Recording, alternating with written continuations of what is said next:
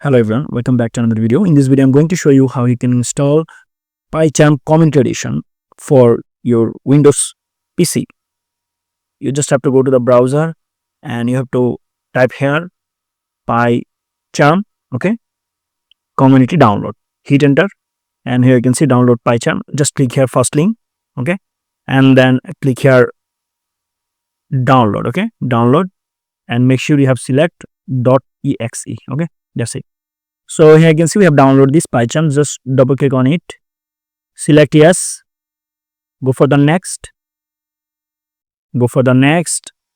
okay, and you just have to actually check here to create a shortcut in the desktop, okay, and we want to actually set the path variable also.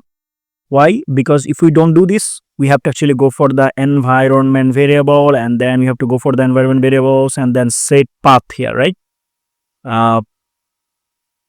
Check this, okay, that's it, and add open folder as okay. So we have to actually check everything, okay, that's it. Just go for the next and then click here, okay, then go for the install.